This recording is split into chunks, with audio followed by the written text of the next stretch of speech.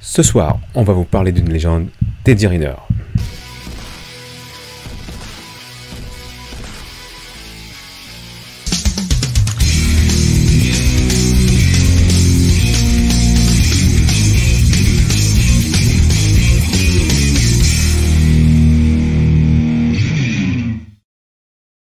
Salut Eddy. Ah non, on t'entend pas. On te voit. Ça, c'est clair, on te voit. Alors, est-ce que là tu m'entends là? Ah oui, là, je t'entends. Ah, voilà la technique. Bon, bah Ah, désolé la pour ce technique. petit souci de départ, mais bon, hein, on est habitué maintenant. Hein. Allez, C'est on ça. prend nos marques, on prend nos marques. La semaine dernière, c'était moi avec la caméra. Il n'y avait plus d'écran, genre, on ne voyait plus. Et puis là, ce En soir, tout c'est toi cas, avec ah oui, là c'est ça. le petit Bah, son. t'as annoncé un beau programme hein, de ce que je vois là. Je te propose du coup de commencer du coup avec le premier sujet hein, qui est quand même Oui, qui est un beau, phénoménal. beau sujet.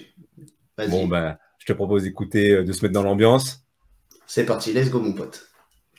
Discord encore pour Riner, la numéro 10, Riner est le maître, la majesté, Riner, le numéro 10, le Maradona du judo, Teddy Riner, le 10 avec les doigts, c'est fait. Ça y est, Teddy Riner est champion olympique, c'est fait, bravo garçon, c'est génial, c'est trop fort, il est beaucoup trop fort. La vérité c'est que quand je monte sur un tapis, j'ai peur. C'est le golden score, le premier qui marque à gagner, mouvement d'épaule de Bachaev, il pousse Teddy Riner sur le dos, il pousse Teddy Riner sur le dos. Il est tous assommés, je crois. Teddy, c'est un monument du sport français, c'était le champion des champions. Aujourd'hui c'est un jour sans médaille, c'est vrai que ça fait bizarre, mais ça fait partie du jeu, le sport c'est ça, c'est des victoires et c'est aussi des défaites. Mais bon, c'est voilà, un recul pour mieux shooter. Ne pas sortir du tatami, Teddy, ne pas sortir du tatami, l'attraper, le jeter, dans 2 secondes, champion olympique, Teddy Riner, champion olympique, le doigt sur la bouche, c'est le meilleur. 16 ans après son premier titre mondial, tout le monde rêve de gravir cette marche. Teddy Riner l'a fait 11 fois. Teddy Riner est un monument. Teddy Riner est au firmament. Le roi des lourds est de retour. Longue vie au roi.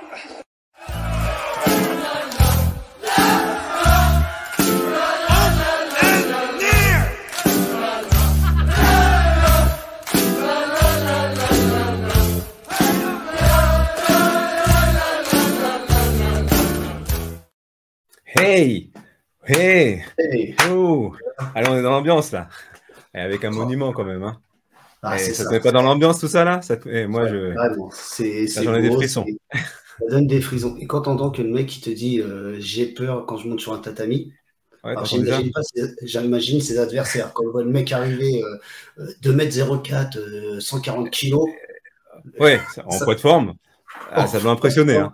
ça doit impressionner. Ah, Le mec il arrive dessus, les mecs, et déjà, en termes de mentalité, de morale, le mec il descend. oui. Mais tu sais qu'en termes de taille, en termes d'impression, tu sais que je l'ai croisé, enfin je l'ai croisé, je l'ai aperçu une fois à l'INSEP, tu sais, moi j'allais à une visite, parce que tu as le droit de faire des visites pour les particuliers, et ben qui je vois, Ok. si je suis dans la salle d'attente, je suis assis comme ça, et je vois tu sais, tu es assis et tu vois qu'il y a une masse au loin, tu sais, et je lève les yeux, qui je vois, tu sais, c'était à l'époque où il était blessé, et je le vois, il rentre.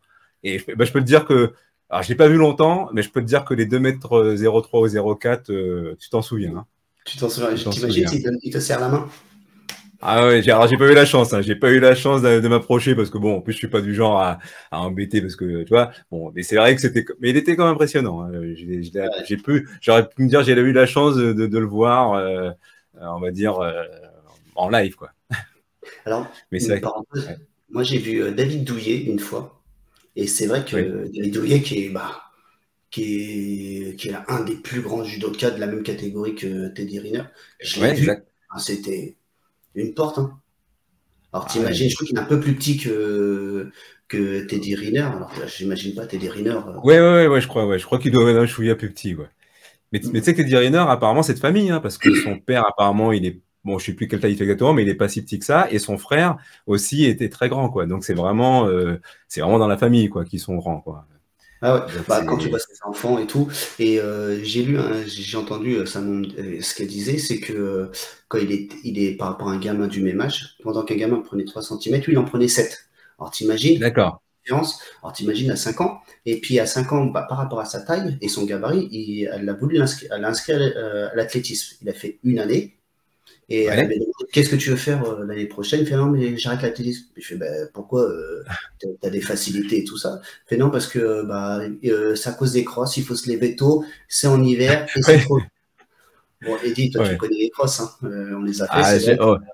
je peux le comprendre, hein. Je peux le comprendre que l'hiver, là, faut en vouloir comme d'aller faire des crosses en hiver, faut le vouloir. Mais tu sais qu'en plus, il a aussi la petite, mais tu sais que c'est un enfant qui touchait un peu à tout. Tu sais, il a petit, hein, toujours petit, hein, très tôt, il tenait pas en place en fin de compte. Et sa mère, justement, elle l'avait inscrit, tu sais, à l'Aqua Boulevard. Et c'est là qu'il a découvert, parce qu'à l'Aqua Boulevard, nous, on voit que la piscine, là, mais il y a tout un centre sportif. Il faisait du judo, du tennis, du squash, de la piscine, du golf, hein, le truc. Et il disait que le mardi et le jeudi, et à l'époque, il a fait du foot aussi. Ok. Il a fait du foot. Au foot, ouais, gabarit, bon, 2,04 m, ouais, bah, au foot, il aurait pu. En tout cas, il a tenté, il a tenté.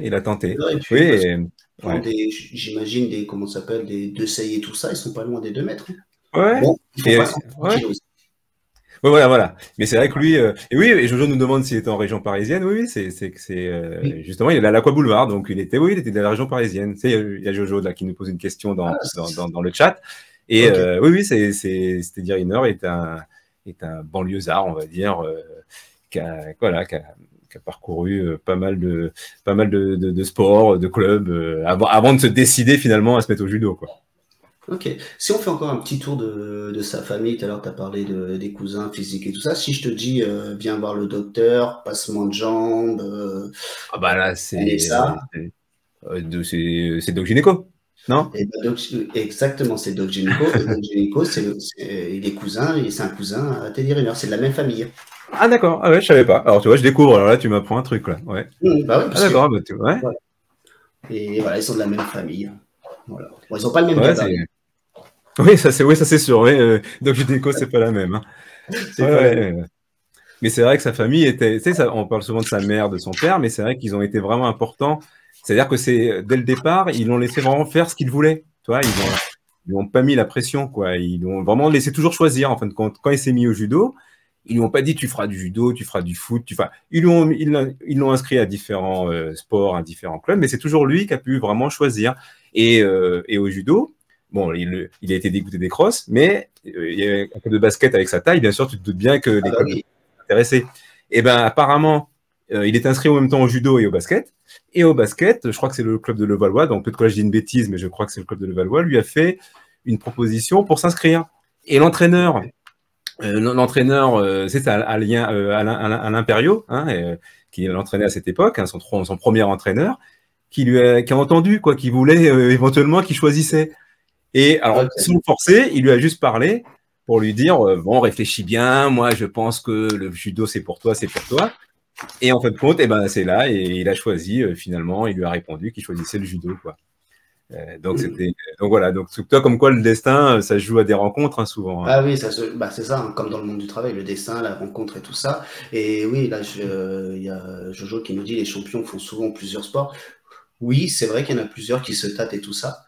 Et après, bon, il y a des sports, moi qui connais bien le foot, généralement les footballeurs, ils y sont depuis tout petit, hein, ils ont fait un. Mais c'est vrai que dans d'autres disciplines, ils ont touché un peu à tout. Ils ont touché un peu à tout. Et puis, ça crée certaines capacités. Je pense que tout le monde a essayé de faire de l'athlétisme au début, qui te permet de gagner en termes de coordination, motricité et puis et tout ça. Après, il y a le foot, pareil, qui te permet de travailler, faire marcher ta tête avec tes jambes. Et c'est vrai que tous les sports se complètent.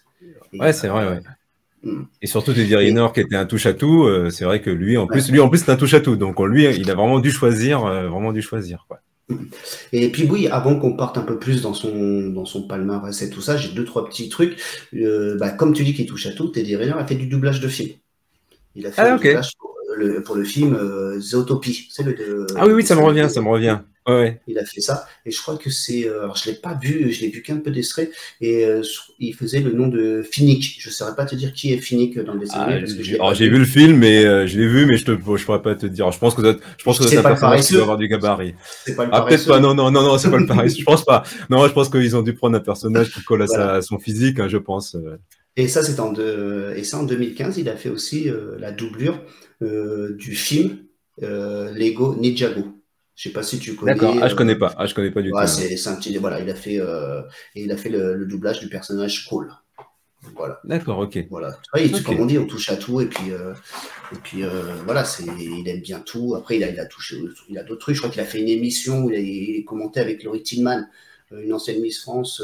C'était, comment ça s'appelle, l'école des champions. Je crois qu'ils avaient pris, j'ai pas vu cette émission, ils avaient pris plusieurs champions. Puis lui était commentateur, mais il a dit c'est pas ma tasse de thé. D'accord, ouais. Oui, de toute façon, après, bon, quand t'es connu, c'est vrai que t'as des portes qui s'ouvrent plus facilement, quoi. Donc, c'est vrai qu'il aurait tort d'en profiter. En plus, c'est quelqu'un quand même on le retrouve dans ses entraînements, dans sa carrière. C'est quelqu'un de très enfantin, de très jovial, en fin de compte. Donc, c'est vrai que Teddy Riner, c'est un bon client pour ce genre, en tout cas, pour s'essayer, en tout cas, à l'animation. C'est vrai que c'est un bon client, quoi. Non, c'est un grand champion, mais qui a su rester, je trouve, moi, hein, qu'il est quand même assez humble, quoi. Oui, exactement, il donne une image accessible, il donne une image où, tu vois, qui est hors compétition. Bien sûr, quand il est dans la compétition, à mon avis, tu peux pas trop l'approcher, mais en dehors, il a l'air d'être disponible pour les gens et tout ça. Ouais, et comme rajoute Jojo, c'est vrai qu'aussi il a fait de la pub. Alors il a fait de la pub, tu sais, Jojo nous précise là. Oui, c'est vrai. Et là, il se fait. Oui, en ce moment, oui, il a fait. Alors ça me revient. Alors je sais pas si Jojo ou Mfouz ont la pub, mais je sais qu'il a fait une pub. C'était pas les Kinder, je sais plus. Ouais. Non, Kinder. Ah voilà, c'est ça. Voilà, c'est ça. Voilà, c'est ça. Il a raison. C'est Pitch. Voilà, les Pitch. Bien vu, Jojo. Je vais regarder, mais je crois qu'en ce moment il fait. Attends, je sais, on a le téléphone. Hein. Oui, vas-y. De toute façon, mais c'est vrai que c'est un touche à tout, hein, et c'est vrai qu'il faut savoir, pendant que tu cherches, hein, je raconte aussi une anecdote. Le judo, il l'a choisi pour son code moral, c'est-à-dire qu'il a été vraiment interpellé par le code moral du judo. C'est pour ça que ça lui a fait aussi basculer sur le judo. Donc c'est vraiment quelqu'un qui est lié avec beaucoup de valeurs, quoi. J'ai trouvé, il en a fait beaucoup, et celle que je vois et qui me revient en tête, c'est celle de Renaud. Tu vois, il a une toute petite. Ah oui, oui, maintenant que tu me le dis, ça me. Comme quoi, la mémoire. Hein. Si ça avait été une pub pour Peugeot, là, t'aurais tilté plus vite. Ouais. Parce que je sais que t'es un grand fan des voitures Peugeot. Oui. Voilà, mais oui, vous voyez arriver, rentrer dans la voiture. Ah ouais, en plus, elle a marché. Ouais, elle était rigolote en plus, celle-là. Oui, elle était marrante. Ouais, non, mais voilà un peu sur les petits. Ce qu'on peut dire de lui, c'est un droitier. Il fait 140 kilos. Il mesure 2,04 m. Tu sais que quand il arrête fin de compétition, quand il est en pause, il peut prendre 30 kilos. Ah oui. Ouais. D'ailleurs, pendant le. Ouais, c'est impressionnant comment. Parce qu'il a un petit point faible, hein, c'est le sucre, apparemment. Hein. Il est accro au sucre. Enfin, accro. Je ne sais pas si c'est accro, hein, mais en tout cas, il a une faiblesse pour le sucre. Et je pense que ça peut expliquer pourquoi il peut prendre d'un seul coup 30 kilos quand il arrête la compète, quoi. T'imagines 30 kilos? Oh là là. Et puis, il est, comme je dis, on fait un petit truc comme ça, il est droitier, et après on en parlera on en parlera après, te dire son point faible par rapport à qui il a plus de mal et tout ça. Et on en parlera après. Ouais, mais c'est vrai que par rapport à, on peut parler un peu par rapport à son physique, ses entraînements. C'est vrai que c'est quelqu'un qui, justement, c'est vrai qu'on parle de son physique, mais c'est quand même un gabarit. Sa grande particularité, c'est que c'est un gros gabarit, mais qui est véloce en fin de compte. Il est très rapide. C'est ça qui a fait sa force en fin de compte. Hein. C'est ça qui a fait sa force, c'est son côté véloce, c'est sa rapidité, son jeu de jambes. Et d'ailleurs, quand il s'entraîne, son entraîneur qui a pris le relais, parce que c'est bien sûr l'entraîneur des premiers jours, c'est son entraîneur, je sais plus comment. Attends, je regarde, hein, j'ai un trou sur son nom. C'est son entraîneur actuel. Hein, le petit là. Voilà, c'est ça, qui lui disait qu'il fallait. Il se comparait souvent à Mohamed Ali, tu sais, pour les plus jeunes qui connaissent pas, c'était un boxeur qui était super vif. Et il lui disait boxe comme une abeille, bouge comme un papillon, parce que c'est vrai que la force de Teddy Riner, c'est ça en fin de compte, c'est sa rapidité liée à la puissance en fin de compte. Il est explosif et en même temps il est puissant, quoi. Il est puissant, il a une force. Et tu sais que au développé couché, tu soulèves combien toi au développé couché quand tu étais plus jeune? Plus jeune, je crois que j'ai même pas testé. J'ai jamais testé, mais bon, je pense pas que je vais soulever. Regarde ça, il y a rien là. Je pense pas que je sois très fort sur ça. Hein. Et ben lui, il soulève 230 kilos au développé couché. Ouais, t'imagines, c'est 230 c'est une masse. Ouais, c'est une masse. Quand tu sais que la barre, elle fait, dans les salles de sport, elle fait 20 kilos déjà, et que tu rajoutes 10 et 10, t'as 40 kilos. Moi, déjà, Ouais, je pense de que toute façon, j'en fais 3 et voilà. Lui, son développé couché, alors bien sûr, il n'en fait pas 10, mais parce qu'en musculation, quand tu veux faire savoir ton maxi, tu fais qu'une seule, ouais, ouais, une seule prise. Et lui, il ouais, fait une prise à 230 kilos. ouais, ce qu'on appelle de la Maxi. force, là. C'est ceux qui font Voilà. l'entraînement à la force, voilà, ils font de la force, ils en font à la rigueur 2, mais pas plus, quoi. Mais c'est vrai que c'est. De toute façon, il est impressionnant, hein. Moi, j'ai déjà vu Il est des images, impressionnant. bon, là, j'en ai pas, hein, mais. Et puis, je sais pas si sur Twitch, on a le droit de présenter des images de télé, tout ça. Il faudrait que s'il y a des gens Bah, qui maîtrisent Twitch, ouais. qui pourraient nous dire si on a le droit de mettre des extraits. Des extraits. Alors, ouais, peut-être qu'on tentera de mettre au moins. Je sais qu'on peut partager parfois, c'est de partager une page YouTube, je pense, parce que j'en vois qu'ils le font, qu'ils partagent directement la page. Tu sais, sans prendre la vidéo, ils partagent la page YouTube pour montrer qu'ils ont pris ça sur une page qui avait peut-être les droits. Donc, mais bon, je pense que tout le monde a déjà vu plus ou moins des reportages, mais moi j'avais vu quand ils montaient les escaliers, des séances d'escalier, des escaliers. Bah, moi, je peux te dire que moi j'en ai fait des escaliers. Comparé au gabarit, je peux te dire qu'il est rapide. Hein. Je peux te dire qu'il est rapide. Hein. Ça rigole pas. Bah, il travaille sur. Il fait beaucoup de séances en côte. Comme tu dis tout à l'heure, pour être. Voilà, escalier, côte, voilà, escalier, côte. Une abeille pour être assez vif sur le tatami, oui, il travaille la vitesse en côte. Et oui, il a raison, comment ça s'appelle, Jojo, de me dire, quand tu fais un hippon ou tu retournes un mec de 140 kg, oui, tu dois déjà tu soulèves 140 kg au développé couché. Déjà, faut être clair. Hein. Ouais. De toute façon, on en reparlera peut-être après par rapport à sa technique, mais il a une prise, bon, on en parlera plus en détail, mais c'est vrai qu'il a une force phénoménale, quoi. Mais par contre, à contrepartie, j'ai vu aussi, il le dit hein, souvent, parce que c'est assez dur, hein, il souffre quand même, hein, c'est un monstre, mais qui je dirais pas au pied d'argile, hein, mais il souffre au niveau des cartilages. Parfois, il a eu quand même pas mal de problèmes de cartilage, des problèmes au coude. Donc, c'est vrai que cette puissance, on peut pas, voilà, c'est pas non plus magique, hein, c'est-à-dire qu'il faut vraiment s'investir et aussi parfois se reposer au bon moment pour pas en faire trop, quoi. Parce que moi, j'ai vu qu'à un moment donné, il montait à 6 heures d'entraînement par jour. Alors, je parle pas actuellement, hein, mais je sais qu'à un moment donné, il montait à 6 heures. Alors peut-être au début de sa carrière, hein, qui est quand même aussi phénoménal. Hein. Je pense qu'on va rappeler son palmarès après, mais c'est quand même quelqu'un qui, tu deviens pas 10 fois champion, enfin maintenant 11 fois, mais il a un palmarès quand même exceptionnel. Hein, donc c'est sûr qu'un palmarès de ce type, automatiquement, tu as des déboires aussi, hein, physiquement. Hein. Déjà, je sais pas si tu veux rappeler son. Ouais. Quand tu prends une personne quand on est en surpoids, déjà nos genoux ils morflent, tu sais, nos articulations ils prennent cher. Alors t'imagines ce mec-là qui fait déjà 2,04 m, 140 kg, et en plus il rajoute de la musculation, c'est normal que le cartilage il commence un peu à s'abîmer. Hein. Ouais. Bon, il a quand même commencé en 2000, tu sais, sa carrière, il a quand même commencé en 2002. Enfin, je parle au niveau, hein, quand il a vraiment commencé, quand l'entraîneur l'a mis.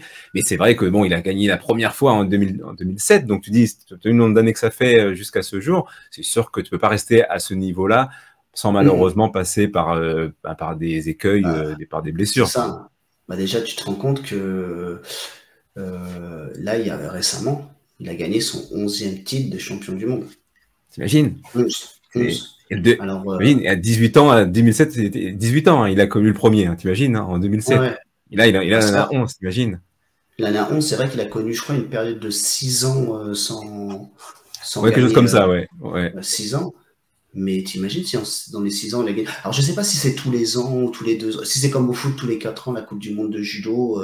Non, je crois que non, justement, le championnat du monde, c'est tous les ans. Ouais, c'est tous les ans. C'est tous les ans. Donc, voilà, il y a eu une période où il a pas eu, comment ça s'appelle, il n'a pas eu de médaille de champion du monde, t'imagines? 11, on se rend pas compte. Ouais, il a 11, deux fois champion olympique, hein, double champion olympique, hein, 4 médailles en tout au niveau olympique, mais double champion olympique quand même, en 2012 et en 2016. Donc, tu dis, il y a ça. En plus, j'en parlais des championnats, 5 fois champion d'Europe, hein, je crois, 5 fois champion d'Europe. Donc, c'est quand même 4 titres de championnat de France, hein, je crois. 4 ou 5, donc c'est quand même quelqu'un, toi, tu peux pas rester à ce niveau-là sans prendre, avec l'entraînement, quand tu encaisses l'entraînement comme ça tout le temps, c'est sûr que automatiquement, avec un corps comme ça, comme je disais tout à l'heure, les genoux, le cartilage, ils morflent, quoi. D'ailleurs, il s'est blessé à plusieurs reprises. Hein. Oui, on l'a bien vu au dernier JO. Dernier JO, il Ouais. a fait la compétition. Alors oui, on va dire, il cherche l'excuse, il a perdu parce qu'il était blessé et tout ça. Bah, il n'y a pas de mystère, hein. Quand t'es pas à 100%, un athlète de haut niveau, quand t'es pas à 100%, tu peux pas performer. Tu peux pas aller chercher la victoire. Tu vas essayer de faire le mieux possible, mais arrive un moment, bah, l'adversaire en face qui est à 100%, et ben, il va te battre parce qu'à ce niveau-là, il n'y a que les meilleurs. Ah oui, et comme le rajoute Jojo là à l'instant, dans le sport de haut niveau, bah, t'es obligé de t'entraîner de manière excessive, enfin, en tout cas intensive. Et c'est vrai que bon, bah, ça passe par des bobos, hein, que ce soit, bon, là on parle de judo, mais au foot, enfin, qui ne sait pas, quel grand joueur ou quel grand athlète ne s'est pas blessé, hein, des Bah, Nadal, regarde, des. Tu parles de moi? regarde toi, athlète Ouais, c'est ça. Master 3 de la Seine-et-Marne, au top du Voilà. top. Mois de février, t'enchaînes Ah, dessus, voilà. blessé pour le marathon de Intensif, ouais. Paris. Après Voilà. un règne de 10 ans sur la course à pied, j'ai C'est dû ça. laisser Kiptoum, j'ai dû le laisser prendre la Voilà. relève. Je lui ai dit, c'est terminé pour moi, Kiptoum. Notre Kenyan du 77, comme on t'appelle. Voilà. Ouais, de la rue. Ouais, de ma rue, de Kenyan de ma rue. Alors, Ouais, du bas de la Grange. non, mais. Ouais, c'est ça exactement. Non, mais c'est vrai que non, mais c'est vrai que moi, en tout cas, c'est un athlète moi qui m'impressionne parce qu'il y a son mental aussi. Je trouve voilà, justement, par rapport à ses blessures, par rapport à rester toujours au haut niveau, bah, il faut un mental. On en a parlé la dernière fois du mental. Mmh, Lui d'ailleurs, il en a parlé d'ailleurs quand il a exactement. remporté le match. Il a parlé. C'est Exactement. rare. Et je sais pas si tu as fait attention, c'est rare de l'avoir vu dans cet état-là. Oui. Là, j'ai senti vraiment qu'il avait comme s'il y avait une revanche, quoi. Il s'est Oui, senti j'allais te le dire, obligé de. revanchard. Ouais. Il était revanchard. Je pense que, alors, bon, moi, le judo, c'est pas ma spécialité, mais alors, je suis un grand fan des équipes de France, alors, de foot et de tous les sports. Mais quand je vois Teddy Riner, quand il peu les athlètes, je connais très peu les règles de judo, mais Ouais, moi non plus. Hein. pour le dernier championnat du monde, là, où il a gagné, mais j'ai l'impression que j'étais avec lui, tu vois, j'étais fou et tout ça. Ouais. Voilà. Et c'est vrai qu'à la fin, quand tu fais l'interview sur France Télévisions, je crois que c'est France Religion ou Eurosport, je sais plus trop, et ben tu sens dans son discours il était revanchard. Soit il a pris beaucoup de critiques par les gens, te dire voilà, il est Philly, il se met Paris 2024 en tête, mais il ira pas, il va pas y arriver, il y a trop de blessures, ça fait 6 ans qu'il n'a pas gagné, les autres ont progressé, que ce soit comment s'appelle, les Japonais, tous les autres concurrents. Oui. Et t'as senti qu'à la fin, il était en train de régler ses comptes, entre parenthèses. Moi, j'ai mais d'ailleurs, tu sais, il y a un grand, tu sais, le Tatsuro Saito, c'est un des valeurs montantes du judo. C'est un de ses concurrents actuels, qui s'entraînent ensemble. Voilà. Et bon, il avait fait une petite déclaration avant les mondiaux. Il l'avait un peu titillé en disant qu'il a déclaré qu'il n'était pas encore prêt, hein, pour les mondiaux, qu'il serait prêt peut-être pour 2024 et pas pour les mondiaux. Et écoute ce qu'a répondu Teddy Riner. Alors, on lui dit, c'est un journaliste qui lui dit, Tatsuro Saito vous a un peu fracassé en vous disant que vous n'étiez pas prêt. Et écoute ce qu'il raconte. Il a osé dire ça? Il a raison. Et lui, c'est... Je ne vais pas le contredire. Il reste encore juste 30% à aller chercher pour être dans l'excellence. Voilà, tu vois, j'ai trouvé ça génial, quoi. Tu vois, le gars, il perd pas le nord, il dit, bah, il a raison. Il a raison. Alors, est-ce que c'est pas une feinte? Bon, toi, comme on dit, tu fais exprès de dire que t'es pas à 100%. T'imagines, t'es pas à 100%, tu remportes les mondiaux. Alors, ça va être quoi quand t'es à 100%? Mais tu sais que, attends, j'ai 2 secondes parce que j'ai un problème. Ouais, vas-y. J'ai le casque qui me dit batterie faible. Alors, avant de me retrouver. Ouais. Mais c'est vrai que ce Tatsuro Saito, c'est vrai qu'il est vraiment. Il est provocateur, donc c'est vrai que c'est un moyen un peu pour tous d'un peu se chambrer, quoi. Oui, c'est bonne guerre. Cette bonne guerre, t'envoies un signal. On parlait du mental la dernière fois. Dans le mental, t'envoies des marqueurs. C'est-à-dire que tu sois en forme ou pas, que ce soit vrai ou pas, que tu sois 30%, tu as envie de dire oui. Enfin, on ne saura jamais. Mais t'as pas intérêt à dire que tu es à 100%. T'as tout intérêt.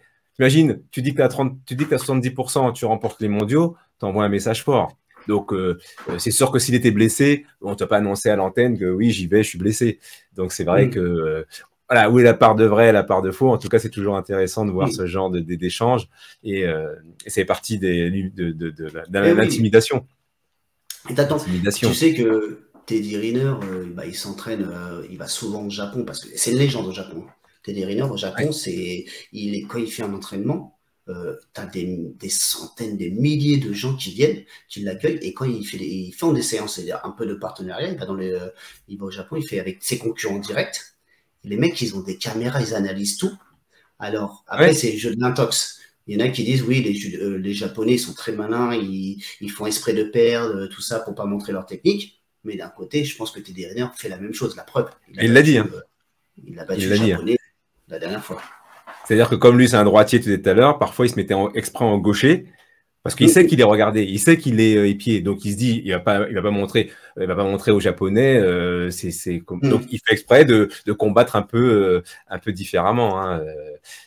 C'est vrai que c'est comme ça, hein. Bon, c'est partie du jeu, hein. Ouais, on voit. Jojo, on va en parler tout à l'heure des interclubs à la suite du live. On va parler des interclubs et voilà, surtout de notre côté. Et tu auras l'occasion de nous dire, de participer, de nous dire comment tu as vécu les interclubs et dans quelle région tu étais, tout ça. Et oui, tu sais que de plus en plus, les pays contre Teddy Riner, ils cherchent des athlètes gauchers. Parce que Teddy Riner, son point faible, c'est des gauchers. Je ne sais pas si au mondiaux, il y avait pratiquement que des gauchers.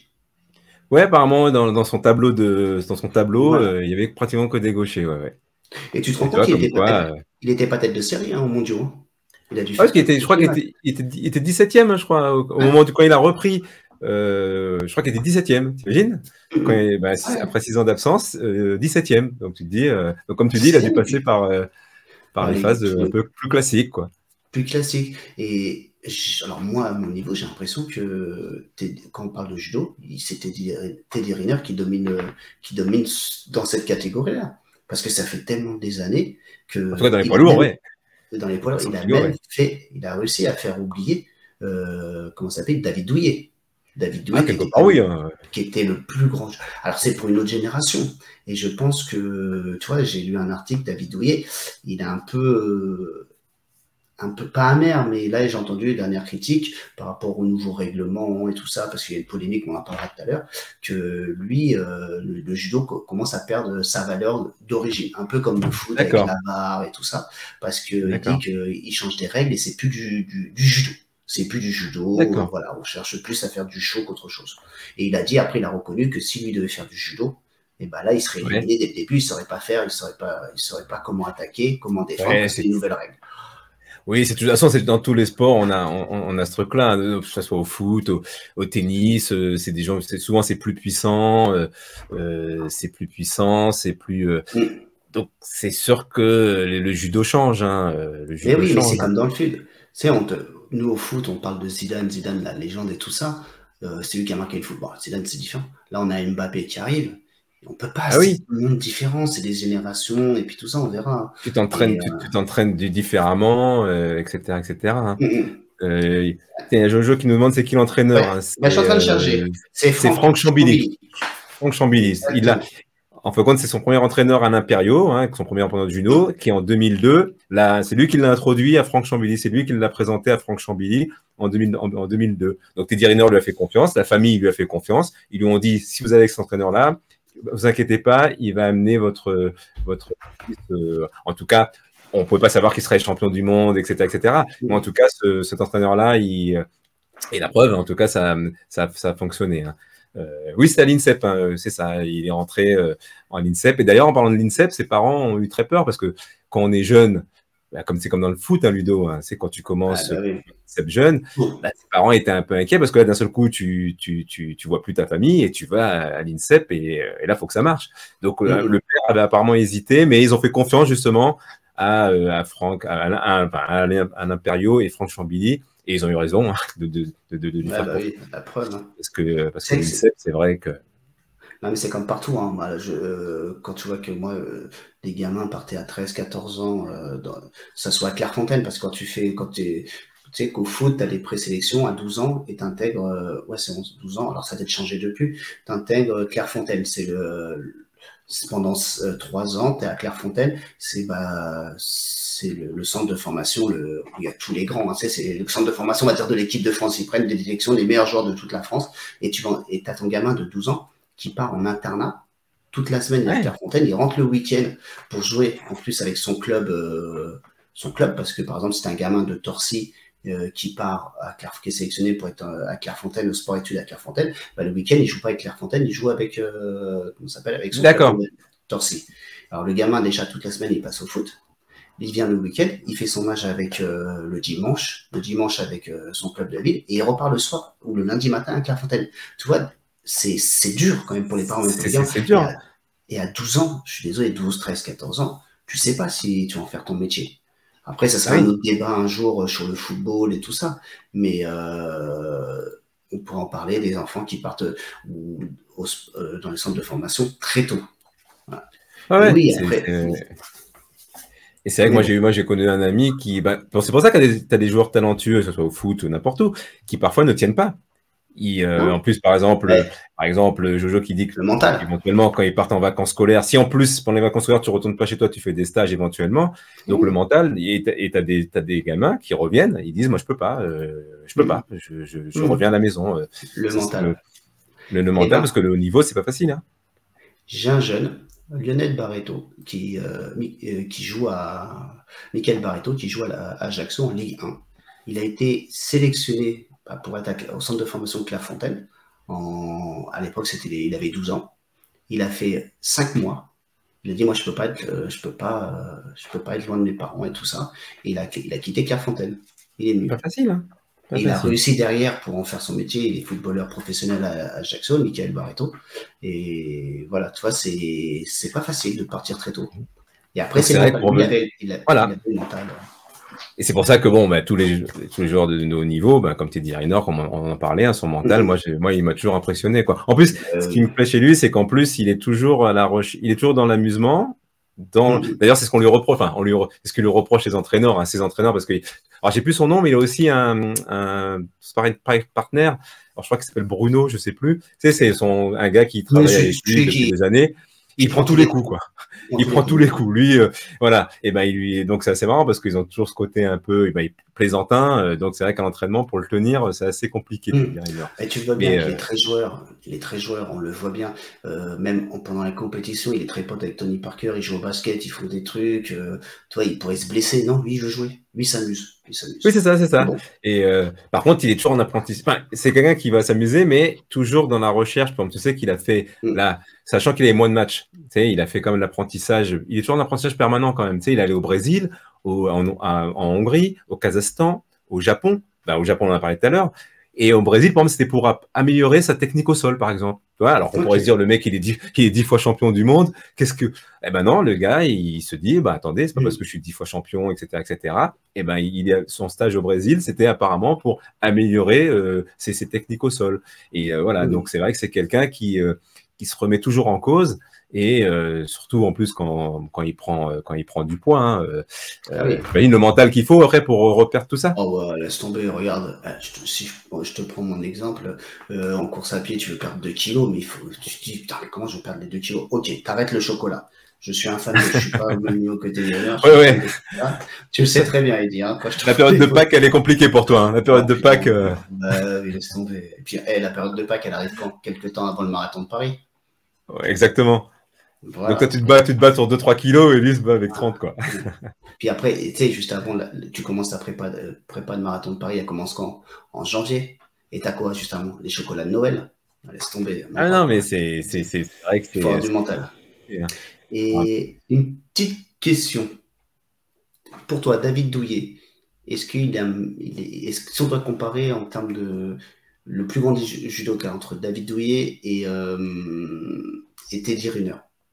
Là, comme ça, moi, personnellement. Alors, moi, est-ce qu'il y a le côté aussi plus jovial? J'avoue, quand j'étais plus jeune, David Douillet, alors maintenant que je le vois plus grand, je vois qu'il est... il est aussi c'est sympathique, mais plus jeune, je sais pas. Est-ce que les images, on voyait pas autant d'images aussi avec les réseaux sociaux, hein, c'est vrai que maintenant. C'est plus David Douillet. Voilà. Non, je suis plus Teddy Riner, moi. Okay. Je suis plus Teddy Riner que David Douillet. Même si Est-ce je qu'un respecte titre, grandement ce oui, parcours-là. Hein. C'est un grand un champion. titre de champion olympique a plus de valeur qu'un titre de champion du monde? Alors, je t'avoue que je suis pas assez Pour ce, spécialiste du pour ce judo. sport-là. Ouais, ouais, mais c'est toujours pas évident quand tu pratiques pas un sport. Toi, honnêtement, j'ai pas Bah, de notion. Championnat du monde, si c'est on tous les est, ans. voilà, Toi, je me dis, alors que, ouais. si on écoute Teddy Riner, ses derniers reportages, tu as l'impression que même pour tous les athlètes, hein, que ce soit dans la natation et tout ça, les Jeux olympiques ont une valeur plus importante d'aller chercher un titre olympique qu'un titre mondial. Peut-être parce que le fait, ça arrive moins souvent et c'est plus dur Certainement, à hein. atteindre.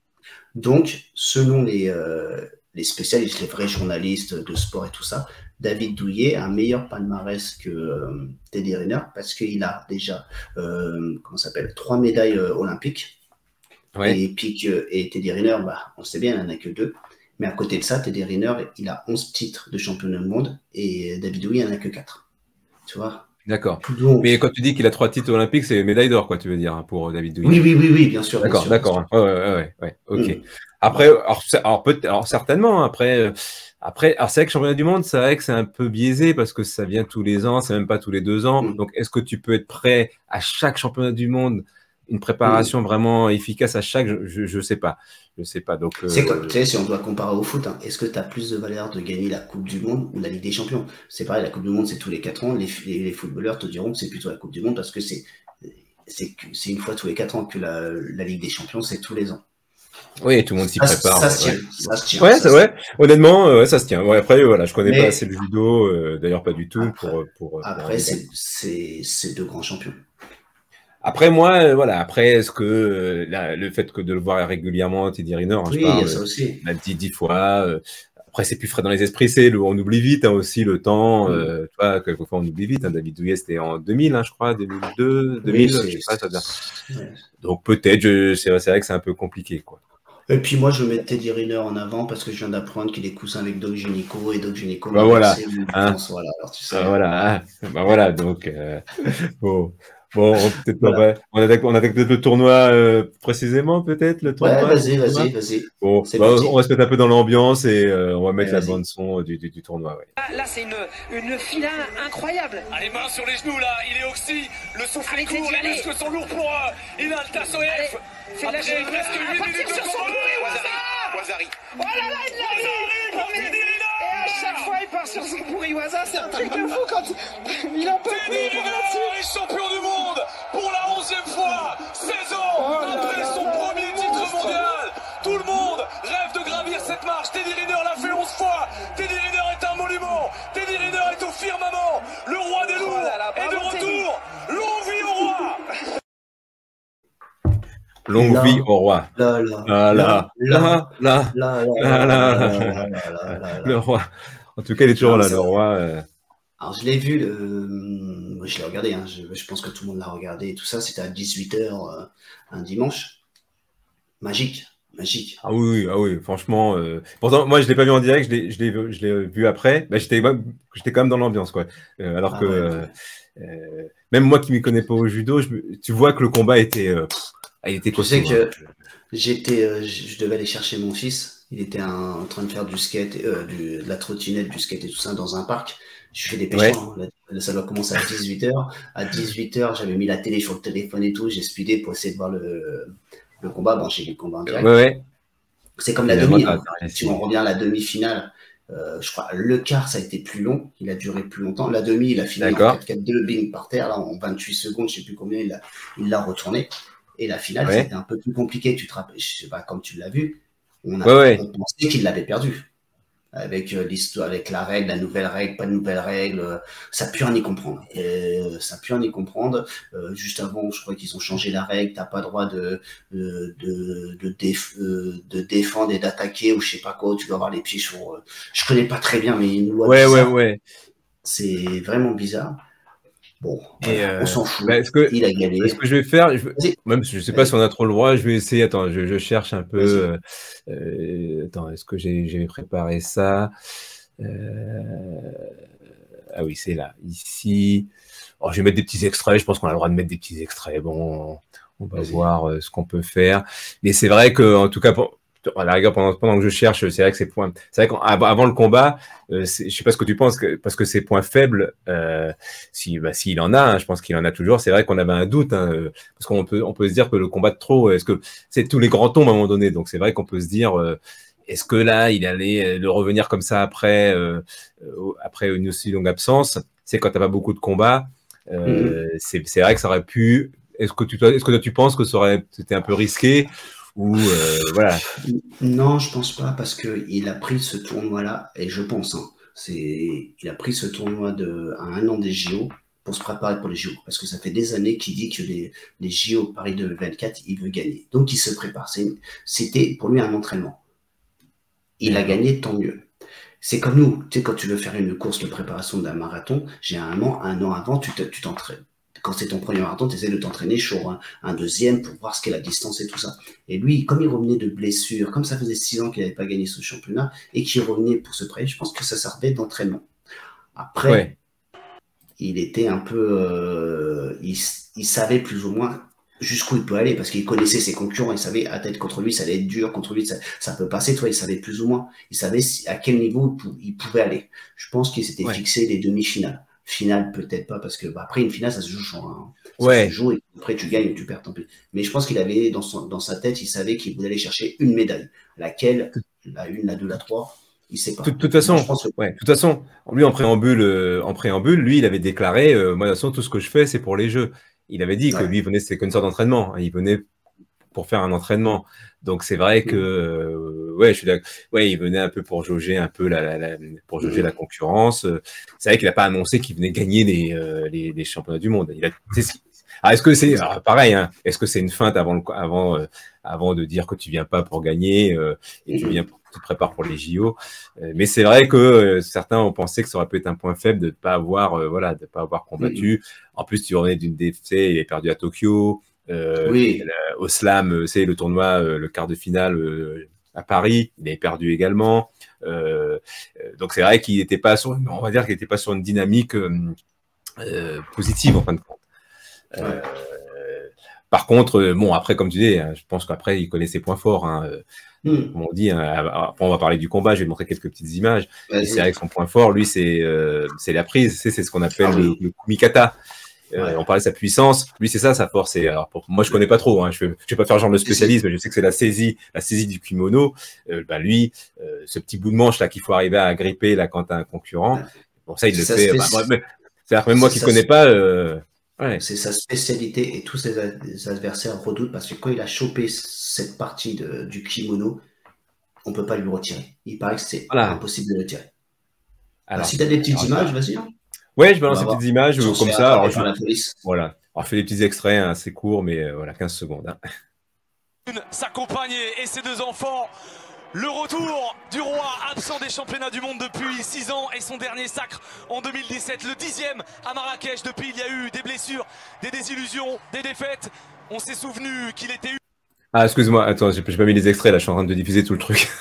Oui, on va se rattraper par la police de Twitch. Ouais, j'ai pas mis je sais pas, j'arrive pas à retrouver, j'avais fait une petite sélection, mais bon, pendant que je vais rechercher, on peut décrire un peu le combat, hein. C'est vrai que, t'as vu, ça démarre quand même, toi, dès le départ, il avait quand même à lui choper, direct. Face au EF, là, il arrive vraiment à lui mettre une pression quand même, hein, dès le début du match, hein. Je sais pas si tu t'en rappelles, mais c'est vrai que... Dès le début, c'est lui qui attaque. L'autre, il est pas rentré.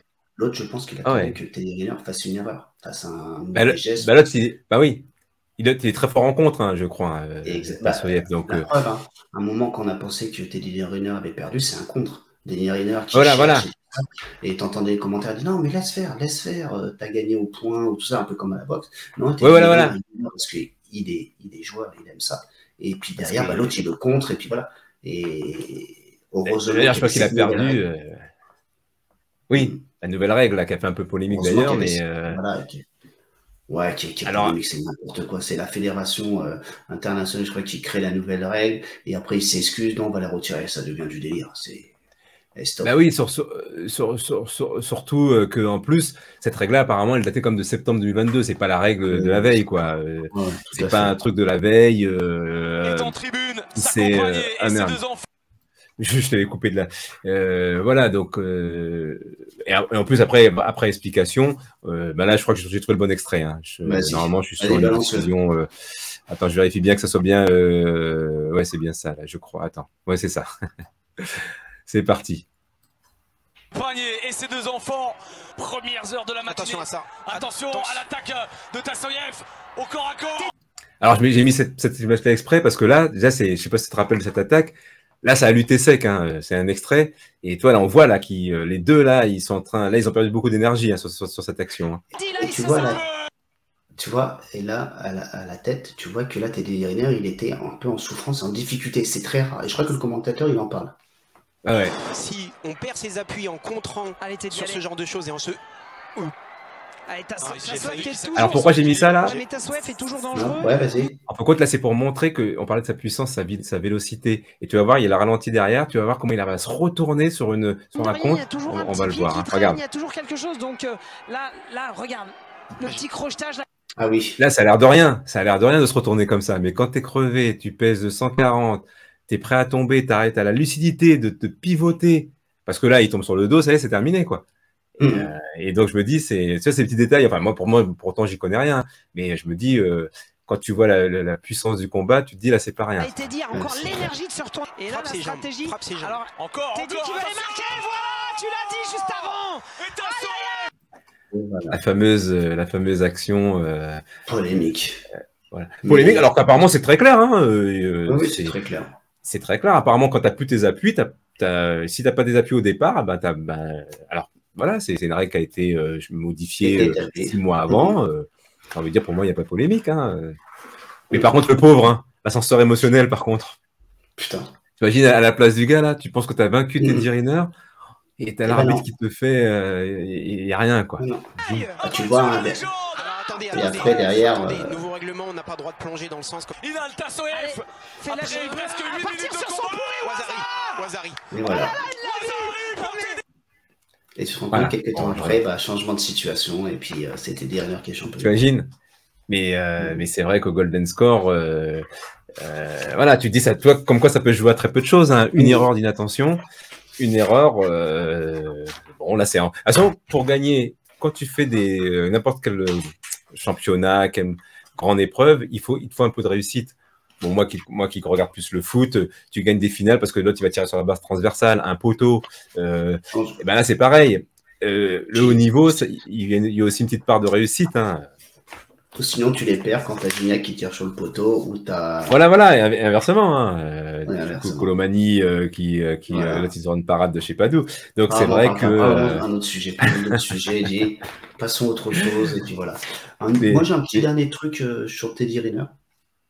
Je sais pas si tu as encore des trucs à dire sur Teddy Riner ou pas, non? Non. Voilà, on parlait du match. Oui, en tout cas, il a remporté cette épreuve de manière au mental et au physique, hein, au golden score, comme on dit. Hein. Exactement, la nouvelle mode. Tu sais que tout athlète de haut niveau, on a des tics, des tocs, des superstitions. Zidane, il mettait toujours le mythe, c'est qu'il mettait toujours sa chaussette droite après sa chaussette gauche et tout ça. Teddy Riner, ce qu'il fait, il vérifie toutes ses bouteilles d'eau. C'est lui qui prend ses bouteilles d'eau et qui ramène ses propres bouteilles d'eau. Il vérifie si le bouchon est bien fermé, si la bouteille est bien dure, tu sais qu'elle n'a jamais été ouverte, et parce qu'il a peur que quelqu'un ait percé avec une seringue, ait mis un produit, parce qu'il dit que les athlètes, les champions, on veut toujours les faire tomber. Peu importe la manière, mais on veut toujours les faire tomber. Et comme sur l'humour, il a dit il y a quelques années, comme je gagne tout le temps, ils n'arrivent pas à me battre loyalement. Peut-être qu'ils vont m'avoir différemment par tout est possible. À mon insu. Tout est possible. Et ça serait pas étonnant, honnêtement, à tous les niveaux, dans tous les sports. Hein, tout le monde devient méfiant. Hein, on te dit, et tous les grands champions, on te dit de surveiller ton sac. Hein, et de surveiller ton sac. Hein. D'ailleurs, dans le sac de Teddy Riner, tu sais qu'il y a toujours aussi des bonbons. Alors, il les mange pas, parce que tout à l'heure, je te disais que son point faible, c'est les bonbons. Mais apparemment, on parlait la dernière fois que c'est un des premiers athlètes, en tout cas, à avoir dit qu'il avait un coach mental, donc une psy. Alors lui, c'est vraiment une psy, par contre. Lui, c'est un peu différent. Et qui a une amie qui est de la famille maintenant. Ouais. Voilà. Et ben lui, c'était une technique de mettre ces bonbons dans le sac. Ils avaient convenu ça ensemble. Donc j'ai les bonbons dans le sac, je les vois et je les prends pas. Voilà, apparemment, alors je sais pas à quoi ça renvoie le fait d'avoir les bonbons de pas les prendre, mais dans son sac de sport, hein, Teddy Riner, il a toujours, tiens, je vais te montrer son sac. Hein. Dans son sac, voilà, il y avait toujours ce paquet de bonbons. Il y avait son kimono, hein. Tu sais que son kimono, il grondait sa femme, fallait qu'il soit le plus rêche possible. Pas de soupline, il n'y a pas d'adoucissant, il n'y a pas de cajoline là. Ouais. Et ben ça, j'ai lu un truc en préparant le live, que jusqu'à il n'y a pas si longtemps de ça, pareil, il avait que confiance à sa mère pour laver les kimonos. C'était à sa mère qui lavait ses kimonos. Alors là, peut-être que maintenant c'est sa femme qui a repris le truc parce que maman l'a dit. Sa mère. Non, t'es grand et tout. Tu sors de la maison. Tu sors de la maison, tu tapes ton kimono, voilà. Et ça a été pendant longtemps. Et pareil, c'est la superstition. Voilà. Ok. On retrouve tes bouteilles, hein, et il y avait donc. Apparemment, c'est un sac, c'est un rituel. On parlait souvent des superstitions, c'est un rituel. Apparemment, il a cette composition de sac depuis l'INSEP. Sa ceinture porte-bonheur, son lecteur MP3. Alors, il écoute de Céline Dion à tout, et il écoute parfois selon le tournoi, il adapte la musique. Oui. Tu sais que dans les musiques, il est souvent cité. Soprano, il le cite souvent. Il y a beaucoup de rappeurs de musique de rap, il y a souvent Teddy Riner. Ils prennent exemple sur Teddy Riner. Ouais, donc tu vois, donc c'est vrai que voilà, donc son sac, on parlait de son sac, hein, donc c'est vraiment quelqu'un de très. Alors pourquoi un ordinateur? Je sais pas, Jojo. Bonne question de Jojo. Je me suis posé la même question. Pourquoi dans le sac? Alors, je pense que c'est pour suivre, pour avoir des films. Je pense qu'il doit tu sais, quand ils attendent, je pense qu'il doit. Bon, ils écoutent de la musique, mais je pense qu'ils doivent regarder aussi des films. Je suppose, hein, Jojo. Hein, je vais peut-être l'appeler ce soir pour lui demander. Mais je me suis posé la même question aussi quand j'ai vu l'ordinateur. J'ai fait alors bon, après, l'ordinateur qu'ils nous mettent, c'est une illustration. Hein. Je ne sais pas si c'est un petit ou un gros. Mais c'est vrai que c'est très rituel. Tous les grands champions, hein. Tu parlais tout à l'heure de Zidane qui met d'abord la chaîne gauche, hein, la fameuse pub. Voilà, Teddy Riner aussi, il a son sac et il surveille, etc. etc. Bon, dommage, hein, il n'a pas répondu à nos mails, à nos SMS. Teddy Riner, il devait être présent, mais bon. Il était en repas de famille. La prochaine. Ça sera la prochaine. Ça sera la prochaine. Bon, en tout cas, on a fait pas mal. Il y a des petites polémiques, une petite polémique, une dernière peut-être. On dit souvent les plus de 100 kilos, le judo. Parfois, c'est critiqué pour dire que c'est pas du sport, que c'est un peu que c'est des matchs très stratégiques. J'ai envie de dire, on parlait tout à l'heure de l'évolution du sport, hein, on parlait de David Douillet. Je pense que l'évolution du sport fait que ça devient plus puissant, donc tu peux pas te permettre de te jeter comme ça, de faire du sport spectacle. Ouais, mais après, quand parce tu que, dis c'est mais c'est voilà. C'est une fausse quand tu vois que les combats qu'il y a eu, ça bouge. C'est pas genre ils se tiennent comme ça bouge. Quand tu vois Teddy Riner qui bouge dans tous les sens, qui essaye des choses, que ce soit lui ou même le japonais qui essaye des choses. Non, c'est une fausse polémique. Oui, c'est pour ça que moi aussi, hein, moi je rejoins pas. Voilà, je mettais quelques petites déclarations pendant qu'on parle. Voilà, il se met pas la pression. Hein, ça c'était. Lui, il parlait beaucoup de notions de plaisir aussi. C'est plaisir, ça aussi. Mais par contre, quand il monte sur le, voilà. Par contre, quand il rentre sur le tapis, il dit qu'il a peur. Alors, c'est toujours pareil. Mais à la rigueur, c'est la bonne pression. C'est-à-dire ça prouve bien qu'il rentre pas sûr de lui, quoi. C'est toujours quelqu'un qui se remet en cause. Je pense, à part, si je compare, toujours avec ce que je connais, c'est le foot, des Neymar, des Messi, des Ronaldo, quand ils rentrent sur un stade, je pense qu'ils n'ont pas de pression parce que voilà. Mais tu prends n'importe quel joueur, même ça soit n'importe quel joueur de bon niveau, ils ont de la pression, ils ont peur quand ils rentrent sur le terrain. Tu joues au foot, tu sais que le premier ballon, il est important. Si tu te forces sur le premier ballon, c'est foutu. Après, et le problème au judo, une erreur peut te faire perdre ton combat. Surtout avec lui, le style qu'il a, parce que lui, c'est un style où on peut le contrer facilement. Enfin, quand tu as un bon contreur, comme par exemple Tassoev, c'est sûr que tu prends. En plus, comme je disais tout à l'heure, les judokas, ils l'observent, ils cherchent des techniques pour le contrer. Au Japon, je pense qu'ils forment des gars pour se dire il faut battre Teddy Riner. Donc, le mec, il est filmé dans tous les sens. Donc, automatiquement, c'est sûr que. C'est l'homme à abattre. À faire tomber. Parce que dans les deux sens du terme, à abattre et à abattre. Ouais, c'est bien. Parce que celui qui va réussir, alors, le battre, surtout en 2024, ça va être un héros. Parce qu'on pense qu'après le 2024, c'est sa dernière compétition. Voilà, je pense que oui. Celui qui va le battre derrière, il a énormément de pression. Alors, il fera la une de tous les journaux. Mais derrière, s'il assume pas son statut d'avoir battu la légende Teddy Riner, le mec, il peut arrêter le judo tout de suite parce que derrière, il va être aux oubliettes. Hein. Ah ouais. Exactement, surtout Bon, le bah, battre à domicile. Exactement. Ah ouais, c'est. Ah ouais. Bon, je pense qu'on peut Ah bah. clôturer sur Ah cette bah. bonne note. Et puis, on donne rendez-vous en 2024 pour un nouveau titre de champion olympique, Teddy Riner. On croise les doigts. Moi, je serai devant la télé. Moi on croise les doigts. À crier comme un fou. On croise. Allez, on passe une Vas-y, revue de presse. Vas-y, c'est parti.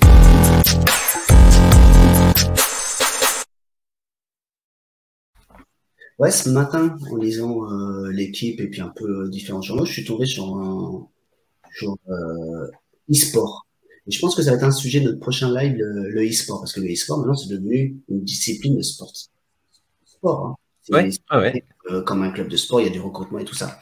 Et je ne sais pas si tu as suivi, et tu connais le jeu Counter-Strike? Oh, tu dois connaître. Oui. C'est un jeu de, on va dire, jeu de tir. Deux équipes, tu dois un peu comme du Call of Duty et tout ça. C'est un jeu qui date depuis 2000. Et là, pendant 15 jours, en France, le premier tournoi, il y a eu la Major Counter-Strike. Et c'est une équipe française qui a gagné. La première victoire d'une équipe française, Vitali, alors exactement le nom c'est Vitality, qui a gagné 2-0 contre l'équipe numéro 1. Parce que Vitality, l'équipe française, était 22e mondiale. Elle a gagné contre eux, 2-0. Alors, si j'ai bien compris, c'est en 16 points. Ils ont gagné la première manche 16 à 6 et 16 à 13 le dernier. Et d'accord. A gagné c'est 50. Pour te dire que c'est devenu une grosse discipline, ça débouche, je crois que ça a rapporté des millions, rien que ce tournoi-là. Et le gagnant a gagné 500 000 euros. 500 000 euros pour le vainqueur. Et c'est cette équipe-là. Je pense qu'on en parlera sur un live si tu es d'accord, qu'on fasse un truc, un vrai sujet. Ouais, ce sera intéressant, ouais.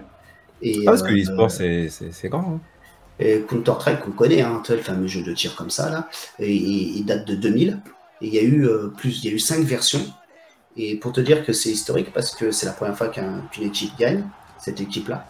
Et c'était la dernière édition de Counter-Strike, parce qu'à partir de 2023, dans les quelques mois, il y a Counter-Strike 2. Donc la ligue majeure, le tournoi majeur Counter-Strike, ça sera plus Counter-Strike, mais ça sera Counter-Strike 2. Voilà. D'accord. Et puis, comment ça s'appelle? Tu sais que là, ils ont gagné. Ils étaient à Bercy, anciennement Bercy, c'est Accor Arena, là, à Paris, là. Il y avait 12 000 personnes. Ah non, mais c'est hallucinant. Hein. C'est impressionnant. Hein. Ils ont vendu plus de 50 000 tickets sur 4 jours. 50 000 places.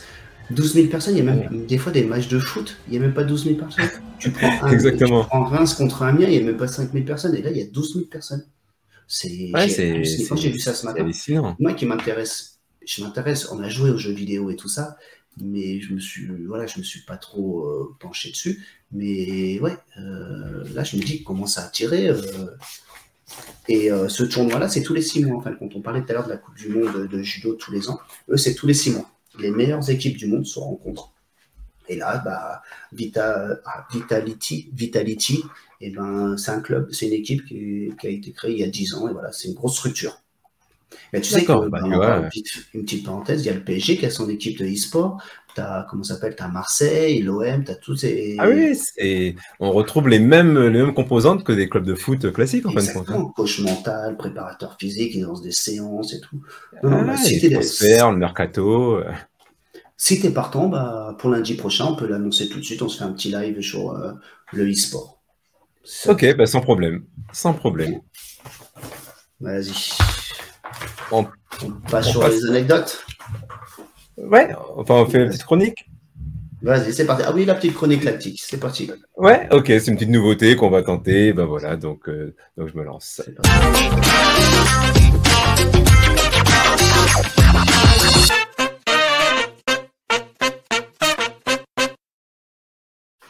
Avant que tu te lances, regarde. Tu fabriqué un petit verre. Un petit verre. Un petit gobelet. Dans l'autre sens, voilà, un petit gobelet. Et j'ai collé un autocollant.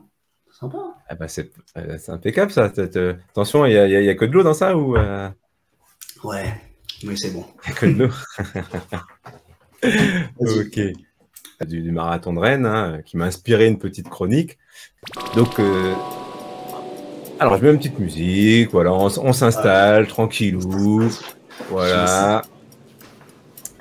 Donc, en effet, hein, je vais te raconter une petite histoire par rapport à anodine, hein. Une histoire anodine au départ. Hein, on est en 2021. Je suis à l'arrivée du marathon de Rennes, hein, et je passe la ligne d'arrivée un peu comme je peux. Hein. Bon, qu'importe le temps, on s'en fiche, quoi. Tout se passe bien, tout le monde se congratule, hein, tu connais, hein, l'ambiance un peu runner, hein, qui est très sympathique. Et il y a un petit monsieur qui arrive spontanément, alors, pour me féliciter, pendant que je récupère mon petit ravito. Donc jusque-là, bien, quoi. Par contre, j'ai pas pris de coca. Hein, tu connais ça, Ludo. En ravito, j'ai évité le coca. T'as bien retenu la leçon, oui. Moi non plus, le dernier marathon, j'ai pas pris de coca à la fin. Coca. Donc jusque-là, rien d'anormal. Mais il va rajouter une petite phrase anodine qui va m'interpeller. Ben alors, voilà. Monsieur, vous êtes un peu en retard, c'est pas normal. Je t'avouerais que j'ai fait mine de pas comprendre au départ, tu vois, cette phrase anodine. Mais je crains de percevoir la face cachée du message. Oui, moi aussi. Alors, petit aparté, hein, tout de suite, hein, je préfère préciser pour tout le monde, hein, je vous préviens, je ne vais pas jouer les fragiles. Hein. Mais là, la question pour la suite de ma chronique, c'est de savoir est-ce que le diable se cache pas dans les détails ou dans l'anodin, tu vois. Donc, je reprends. Donc, moi, je lui dis, mais comment ça, je suis en retard, mon cher monsieur? Et il me répond, au calme, bah, vous auriez dû arriver bien avant. Bah, avec votre... et il mime la silhouette, tu vois. Mais non. Et là, je me retrouve, Ludo, devant le dilemme. Depuis des années, je rencontre ça. C'est de savoir se dire, est-ce que je dois prendre l'excuse que, d'abord, c'est de l'humour. Tu sais, c'est ce qu'on m'a répété tout le temps, c'est de l'humour. Alors, j'ai envie de te dire, pourquoi pas, hein, mais moi, avec des potes, hein, pas comme ça, hein, sans préliminaire, sans rien, tu me balances ton truc comme ça, bon, ça peut le faire. Ou de deux, hein, une autre aussi, c'est de se dire, bah, il a raison, c'est vrai. Bah, comment ça, c'est vrai? Bah oui, finalement, ce discours, moi, je l'entends depuis que je suis petit. Hein, j'ai fait du foot. Tu sais, j'entendais, bah oui, les gars, quand même, vous avez quelques prédispositions, hein, vous les blacks, hein, toi. Et toi, mais moi, je te dis, il y a de nombreuses études hein, qui ont tenté d'expliquer ma domination sur la course, la domination des athlètes africains en course à pied. Alors, nouvelle aparté. Je dis africain au sens large, hein, parce que bien sûr, voilà. Parce que tu sais comment c'est, les gens, tu vas dire que tu es d'origine d'antillaise, ils vont te dire oui, mais t'es pas antillais, t'es né à Sarcelles. D'autres, ils vont te dire oui, mais tout le monde vient du continent africain. Je suis né à Sarcelles. Ah, tu vois, voilà. Donc voilà, je reprends, hein, je reviens sur le truc. Donc, la domination des athlètes africains en course à pied. Mais bien sûr, hein, Ludo, tout le monde sait que l'Afrique est concentrée au Kenya et en Éthiopie. Parce que jusqu'à preuve du contraire, la domination des athlètes africains, c'est plutôt la domination du Kenya et de l'Éthiopie sur la course à pied longue distance. Et bizarrement, ces deux pays, ils sont frontaliers. Tu vois ? Moi, je pense qu'il y a pas une première piste d'investigation, là, hein, avant de dire que c'est... Voilà. Parce que depuis 30 ans, les Éthiopiens, ils ont produit des phénomènes comme Gibré Sélassié, Bekele. Hein, les Kenyans, ils ont fait émerger des Polterga, des Isabella Ochichi, et le King qu'on connaît actuellement, Kipchoge, et son prince, hein, Kelvin Kiptoum. Donc tous ces gars-là, ils sont montés sur les plus hautes marches des podiums. Donc c'est comme si je disais que, comme au judo, comme le judo est dominé par le Japon, tous les Asiatiques sont forts en judo. Tu vois, pour moi, c'est aussi ridicule que de dire ça, tu vois. Alors bien sûr, je peux l'admettre, il y a une morphologie kenyane qui est plus avantageuse pour courir que pour faire du judo. Je te l'accorde. Hein. Les fibres rapides aussi, je l'admets, oui. Sur le pourcentage serait plus élevé chez les Noirs, ça, il n'y a pas de problème. Mais pour les courtes distances, je pense qu'il n'y a plus d'utilité de ça pour les 42 km, tu vois. Au-delà de cet avantage musculaire, ouais. Bah oui, au-delà de cet avantage. Alors j'avoue, j'ai des tout petits mollets. Hein. Bon. Est-ce que c'est ça qui me fera gagner le marathon de Paris? Je pense pas. Moi, je reste convaincu tout simplement, Ludo, que c'est la culture, l'éducation, l'entraînement dès le plus jeune âge, l'environnement, l'émulation de groupe. C'est les fameux entraînements à la kenyane qu'on voit. Oui. Voilà, c'est ça que j'ai pas eu, qui me feront arriver dans les premiers. Voilà. Nous sommes de la même race, assurait Gabriel Sélassié, en parlant des Kenyans et des Éthiopiens. Pourquoi il disait ça? Parce qu'il disait, on partage la même culture, le même mode de vie. Tu vois? Tu voulais rajouter quelque chose, je crois. Non, mais comment t'as réagi? Comme le mec qui t'a dit ça, tu viens de te taper 3h, 3h30, 3h45 de course, et t'as un mec, tu m'as dit à Deauville. Oui, bah. Ouais, non, à Rennes. Ah, Donc, Rennes, c'est pardon. pareil. Ouais. Comment Voilà. t'as réagi derrière? Mais, Ouais. alors déjà, moi t'as terminé un marathon, j'ai terminé un marathon. T'es plus lucide. Et t'as un mec qui vient te voir. Bon ouais, t'aurais pu courir. C'est pas normal que t'arrives là parce que t'es black. Non, mais Ouais. Mais je termine et on en rebat derrière.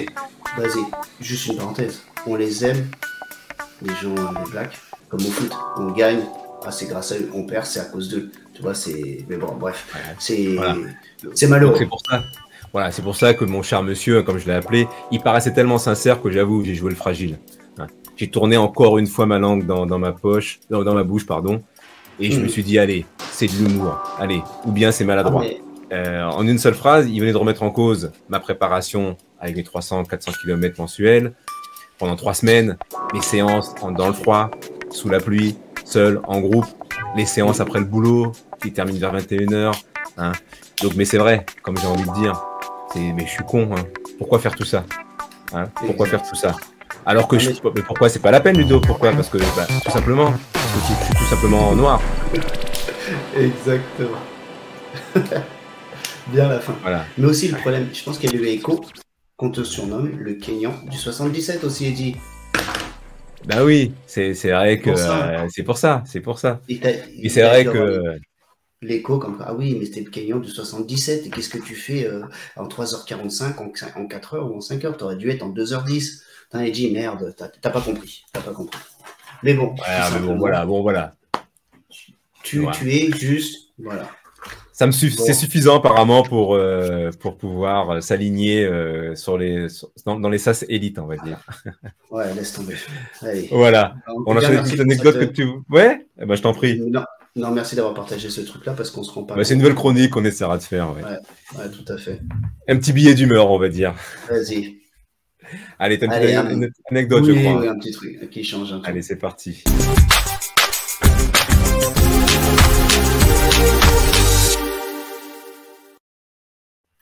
Bon, tu sais que moi je suis un fan de foot. Je suis un fan de foot depuis toujours et tout ça. Et si je te dis PSG, je te dis Marseille et je te dis Clara Morgan, ça te parle de quelque chose ou pas? J'ai cru entendre parler comme ça, mais j'ai pas poussé. Pour les moins de 30 ans, ils comprendront peut-être pas, mais PSG et Marseille, c'est une rivalité qui date depuis des années. C'est un truc qui a été créé par Denisot et Bernard Tapie, surtout Bernard Tapie à l'époque, parce qu'il voulait le championnat de France lancer une rivalité. Il s'est dit, tiens, on va créer une rivalité entre le Sud et le Nord. PSG, le gros club du Nord, et Marseille, le gros club du Sud, et puis on va essayer de faire un vrai classico. Le 16 octobre 2005, OM-PSG, ça fait 3 ans que Marseille ne gagne plus contre le PSG, ça fait 3 ans. Et il fallait trouver un petit truc, il faut se mettre sur le terrain, ils n'y arrivent pas. Donc on va essayer de faire quelque chose. T'as les joueurs du PSG qui arrivent au stade, parce que tu sais qu'il y a les vestiaires de visiteurs et tout ça, ils arrivent dans le vestiaire visiteurs, ça sentait l'Armagnac. Mais un truc fou. Juste Laurent Fournier, ancien joueur du PSG qui est coach à cette époque-là, en 2005, il a des maux de tête et il vomit. C'est horrible. Il quitte le vestiaire. Pendant 30 minutes, tu as les joueurs assis dans le couloir à attendre que Marseille leur donne un deuxième vestiaire. Un autre vestiaire. Tu vois les stades de foot, c'est pas le stade de Noisiel où tu as 4 vestiaires, tu as des matchs sur le stabilisé et sur le terrain en herbe. Là, tu as le stade Vélodrome, tu as un seul terrain et tu as des vestiaires de partout. Tu sais que Parc des Princes, tu as plein de vestiaires. Au Stade de France, tu as plein de vestiaires. Et à Marseille, tu as plein de vestiaires. Les joueurs du PSG assis par terre. Il y avait les Pancrates. Avant, c'était les Pancrates. J'ai plus tous les noms en tête, mais voilà, c'était. Ils attendent 30 minutes sur le sol. Ce que fait Marseille, il dit ok, on a 2 vestiaires pour vous. 2 vestiaires de 10 mètres carrés. Donc, tu n'as pas l'équipe dans un seul vestiaire. Ils sont tous les deux dans 2 petits vestiaires, un peu des boui-boui. Et juste derrière, juste à côté, ils ont les stewards en train de fumer. D'accord. Les joueurs, ils ont la cigarette et tout ça, ça fume dans tous les sens. Et juste à côté, tu avais Énergie qui faisait, la chaîne Énergie, c'est la chaîne de radio Énergie, qui faisait ce live en direct du stade Vélodrome, avec qui ils avaient des gens qui passaient, tout ça. Et tu avais Michael Youn et tout ça, tu avais des gens qui venaient pour commenter le match, pour parler du match, OM PSG. Okay. Et les joueurs, pour aller comment ça s'appelle, parce qu'ils ont un kiné, pour aller voir leur kiné, ils devaient sortir de ce fameux vestiaire 10 mètres carrés, passer devant un escalier et aller voir le kiné. Qui était présent devant les escaliers? Clara Mangane et une copine à elle. D'accord. Les joueurs, je te laisse imaginer, Clara Mangane de l'époque, la star du X et tout ça. Oui. Bien bon, collé, allez. Voilà. Bon, voilà pour ceux qui ne connaîtraient pas. Voilà, ceux qui là, on a mis une photo soft. Et voilà, exactement. Les joueurs, ils passaient ils avaient envie d'aller voir le kiné, sortir de vestiaire pour aller voir le kiné et papoter avec Clara Mangane. C'était l'excuse pour aller voir le kiné. Ce qui s'est passé, c'est que comme disait Pancrate, il y avait Cissé et tout ça, il disait à l'époque, les gens, on n'était plus dans notre match. Déjà qu'on a mis une demi-heure, on était assis une demi-heure dans le couloir, on n'avait pas de vestiaire à côté des stewards. Et là, on voit qui arriver. Il n'y a que des gamins dans le club, des gamins de 20-25 ans. On voit Clara Mangane arriver. Et les joueurs, ils n'étaient plus dans leur match. Ils n'étaient plus dans leur match. C'est une chose, aller discuter, papoter, c'est de récupérer le 06 de Clara Mangane. Comme et quoi. La fin du... Et qu'est-ce qui s'est passé? Marseille a gagné 1-0, but à la 79e minute de Sana, un ancien du PSG. Et voilà, ils ont trouvé cette excuse-là. Et Clara Mangane, elle a dit, mais non, ça c'est qu'une rumeur et tout, ça n'a pas été vrai et tout. J'étais juste invité à l'émission de radio pour passer, j'étais avec Michael Youn pour faire une promotion et tout ça. Ouais, voilà, elle dit que c'est une coïncidence, quoi. C'était une coïncidence. Oui, c'est vrai qu'ils s'imaginent que je suis passé en sous-vêtements devant les joueurs, je les ai allumés parce que je voulais... Et elle a dit, mais ils ont qu'à assumer, ils ont perdu. Bon, ça, c'est sa version. Moi, je crois plus la version où l'OM a mis tous ses moyens entre l'odeur dans les vestiaires, faire passer cette fille. Il savait bien qu'il n'y avait que des gamins d'une vingtaine d'années, et tu vois Clara Mangane qui a dû arriver. Ouais. Parce que bien gommé, tout ça. Et... Ouais, il n'y a rien d'anodin, quoi. Ouais, c'était pas là. Et ça m'a fait rigoler. Je me suis dit, tous les coups sont permis. Comme on parlait tout à l'heure alors c'est du dopage, Teddy Riner avec ses bouteilles et tout ça, mais tous les coups sont permis. Oui, c'est vrai. Dans les vestiaires, l'histoire de Clara Mangane, j'ai trouvé, voilà. Et tu sais très bien, tu as bien joué au foot, que ça se joue souvent dans le tunnel. Si on sort de ton match, ça peut. Alors, est-ce que c'est l'excuse totale? Mais ça peut, éventuellement, c'est vrai que ça peut te sortir de ton match, quoi. Tu sais qu'à l'époque, dans les années 90, les Moser, les Dimeco et tout ça, des joueurs de l'OM, les Basile Boli, quand ils étaient dans le couloir à côté de l'équipe adverse, ils mettaient des tartes derrière la tête aux joueurs adverses pour les intimider, pour les faire peur. Ah ouais, mais c'était un truc. À l'époque, Marseille gagnait déjà leur match dans le couloir avant de rentrer dans le stade. D'accord. Ah oui, d'accord, carrément. Ah ouais, c'est... Non, mais c'était... Voilà, tous les coups sont permis, tous les coups. Mais bon, j'ai trouvé ça marrant, de cette petite anecdote foot où... Marseille, ça montre... Voilà. Ça montre que le sport, tout est possible. Ils ne savaient pas comment gagner sur le terrain, ils n'y arrivaient plus depuis 3 ans. Et ils se sont dit, là, il faut qu'on trouve quelque chose. Et du coup, Clara Mangane a bien marché. Voilà, c'était pour la petite anecdote du PSG. Merci, je te remercie pour cette petite anecdote. Rien. Allez, on passe à l'actu du week-end. Ouais, on va passer à l'actu du week-end.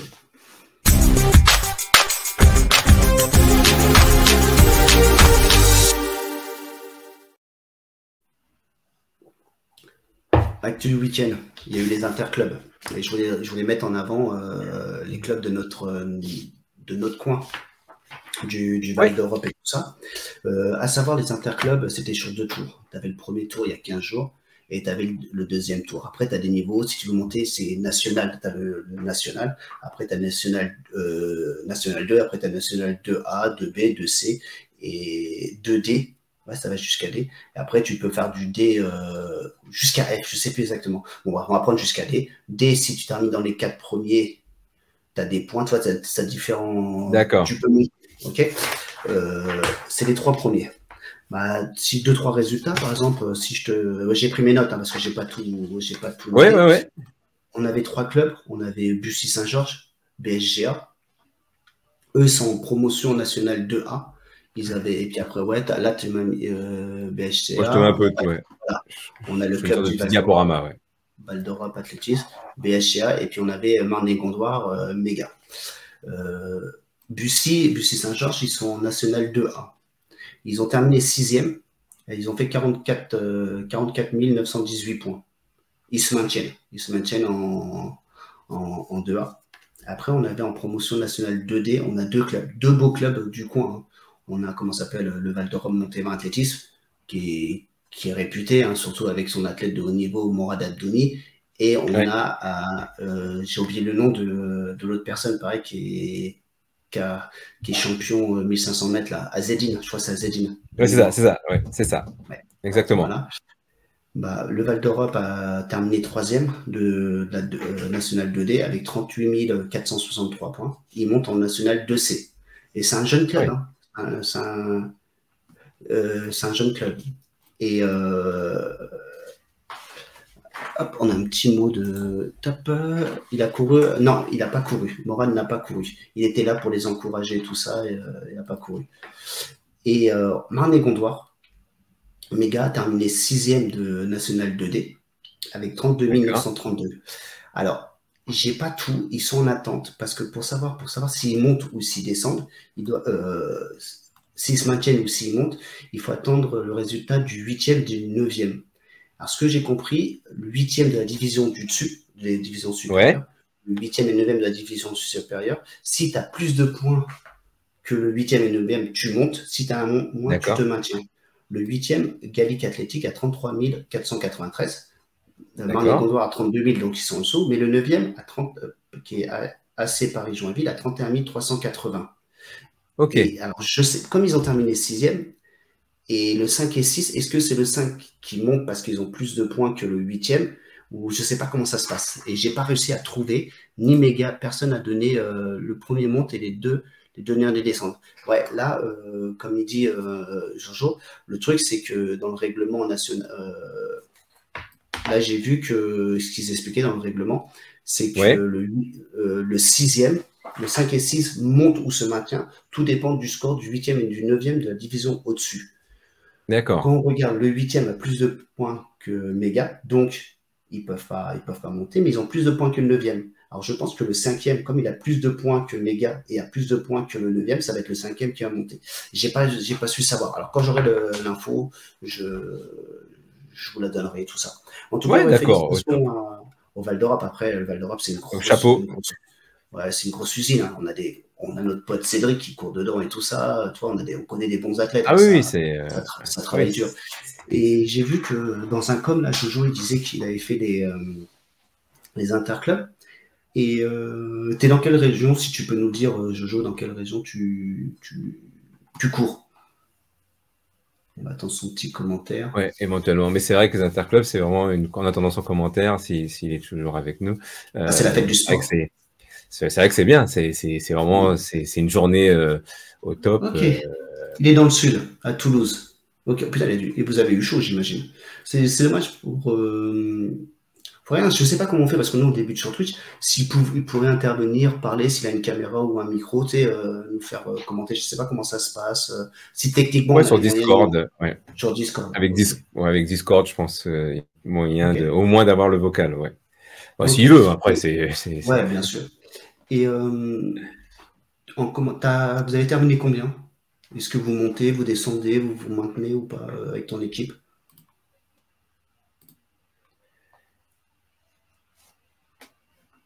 C'est un petit com. Bon, il dit, on a battu tous les records de live, 1h23. Oui, donc, ouais. Ah, ils descendent en National B. Aïe, bon, la prochaine. Ah, ils étaient bien, c'était en National A. Ah, après, c'est National. Oui. Et qui a gagné? Champion, Montreuil. D'accord, oui, donc Montreuil qui a gagné et qui récupère leur dernier titre il y a 4 ans. Montreuil qui a gagné. Ok, voilà. Bon, bah, chapeau à eux, chapeau, bravo. Voilà. Eh ben, bon. une belle heure et demie pratiquement passée ensemble. Hein. Ouais. On était juste avant. Exactement. Exactement. Juste... Bon, bah, ça sera pour l'année prochaine.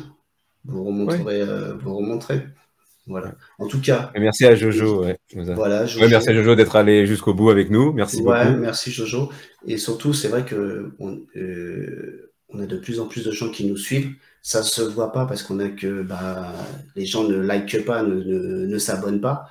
Alors ça serait bien on va faire un athlétique Twitch, essayer de faire monter jusqu'à 10. On est à 6, monter à 10, ça motive. Et voilà, oui, alors après, tu as des amis, invite et tout ça.